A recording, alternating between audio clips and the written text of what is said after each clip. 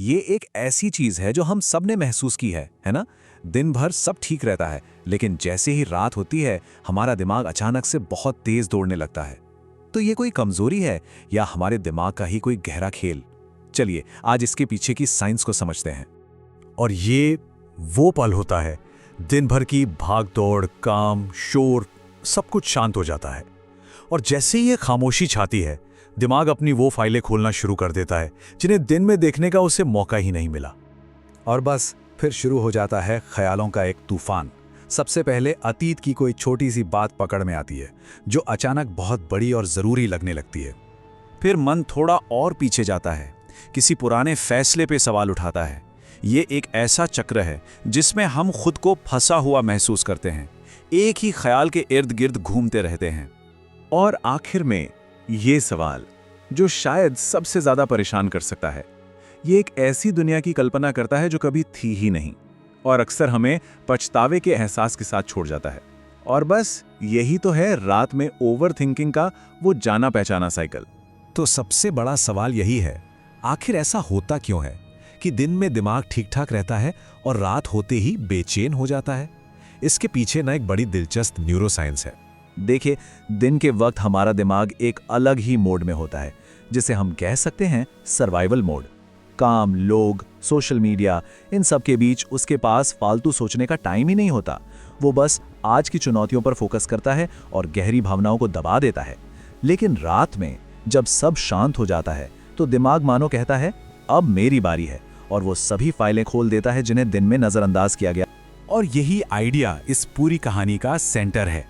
दिन भर की अधूरी बातें, अनसुलझे झगड़े और दबाई हुई फीलिंग्स वो कहीं जाती नहीं है। दिमाग उन्हें एक पेंडिंग फाइल में सेव कर लेता है और रात की खामोशी में उससे प्रोसेस करने की कोशिश करता है। ठीक है, ये तो समझ में आया कि दिमाग रात में सोचता है, लेकिन सवाल ये है कि ये ख्याल ज्यादातर इतने नेगेटिव, डरावने और पछतावे से भरे हुए क्यों होते हैं? इसके पीछे भी 3 बड़े कारण हैं। असल में ना ये 3 चीजें मिलकर रात में मन के अंदर एक तूफान खड़ा कर देती हैं। पहली, दबी हुई फीलिंग्स का बाहर आना। दूसरी, दिमाग का खतरे खोजने वाला स्वभाव। और तीसरी, शरीर में होने वाला एक हार्मोनल बदलाव, मेलाटोनिन, जो हमारी नींद को कंट्रोल करता है। वो हमारी भावनाओं को भी गहरा कर सकता है, जिससे चिंता और उदासी रात में ज्यादा महसूस होती है। हम दिन में अक्सर डर, गुस्सा, दुख, इन सब फीलिंग्स को इग्नोर कर देते हैं क्योंकि हम बिजी होते हैं, लेकिन ये भावनाएं गायब नहीं होती। रात में जब ध्यान भटकाने के लिए कुछ नहीं होता तो वे पूरी ताकत से वापस आती हैं और हमारा ध्यान खींचती हैं। हमारे दिमाग की ना एक तरह की प्रोग्रामिंग है खतरे ढूंढने की। ये हमें सुरक्षित रखने का एक पुराना तरीका है। दिन में ये बाहरी दुनिया में खतरे खोजता है, जैसे ट्रैफिक या काम की डेडलाइन। लेकिन रात में जब बाहरी खतरे नहीं होते तो ये अंदर की ओर मुड़ जाता है और फिर ये पुराने फैसलों, भविष्य के डरों और हमारी खामियों में खतरे खोजने लगता है। तो अब तक हम ओवरथिंकिंग को एक दुश्मन की तरह देख रहे हैं, है ना? पर क्या हो अगर हम अपना नजरिया ही बदल दें? क्या हो अगर ये कोई कमी नहीं बल्कि एक जरूरी सिग्नल हो? तो सबसे जरूरी बात यह है कि ओवरथिंकिंग कोई बुरी आदत नहीं है। ये तो दिमाग का खुद से बात करने का एक तरीका है। ये एक सिग्नल है कि कोई बात अधूरी रह गई है, कुछ कहा नहीं गया, या किसी चीज को लेकर मन में डर है जिसे सुलझाने की जरूरत है। और ये बड़ी दिलचस्प बात है। दिन में हम खुद को झूठे दिलासे और बहाने दे सकते हैं, लेकिन रात की खामोशी में दिमाग इन बहानों को नहीं मानता। वो उस कड़वे सच को सामने लाता है जिसे हम दिन की रोशनी में देखने से बचते हैं। तो अब जब ये समझ आ गया है कि दिमाग ऐसा करता क्यों है, तो सबसे जरूरी सवाल, इस दौड़ते हुए मन को शांत कैसे किया जाए? यहाँ कुछ बहुत प्रैक्टिकल तरीके हैं जो मदद कर सकते हैं। ये 5 कदम उस साइकिल को तोड़ने में मदद कर सकते हैं। ख्यालों को लिखने से दिमाग का बोझ हल्का होता है। ये पूछना कि क्या कोई सिचुएशन कंट्रोल में है, चिंता को एक्शन में बदल सकता है।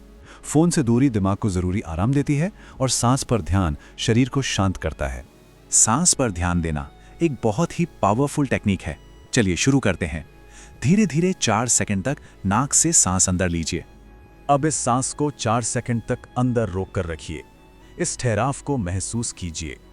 और अब धीरे धीरे 6 सेकंड तक मुंह से पूरी सांस बाहर छोड़िए। सांस को लंबा बाहर छोड़ने से ना हमारी हार्ट रेट धीमी हो जाती है और नर्वस सिस्टम शांत होता है। इसे कुछ मिनट दोहराने से मन काफी शांत हो सकता है। और आखिर में जो सबसे जरूरी कदम है वो है खुद से थोड़ी नरमी बरतना। इन ख्यालों से लड़ने के बजाय उन्हें स्वीकार करना। ये खुद को याद दिलाने जैसा है कि हम अपनी पूरी कोशिश कर रहे हैं और हर समय परफेक्ट ना होना भी ठीक है। ये सेल्फ कंपैशन की भावना उस अंदरूनी लड़ाई को ख़त्म कर सकती है। तो इस पूरी बातचीत का सार क्या है? सार बस इतना है कि मन से लड़ने की जगह उसे समझना ज़रूरी है। उसके साथ एक नया और हेल्दी रिश्ता बनाना मुमकिन है। और आखिर में एक सवाल, ज़रा सोचिए, क्या होगा अगर रात में मन कभी कुछ सोचे ही नहीं? शायद इसका मतलब यह है कि हम खुद से भाग रहे हैं। थोड़ा सोचना और सेल्फ रिफ्लेक्शन करना एक हेल्दी और एंगेज दिमाग की निशानी भी हो सकता है। तो अगली बार जब रात में मन बेचैन हो तो उससे लड़ने के बजाय बस ये याद रखिएगा, ये मन कोई दुश्मन नहीं है, बल्कि एक दोस्त है जो कुछ कहना चाहता है।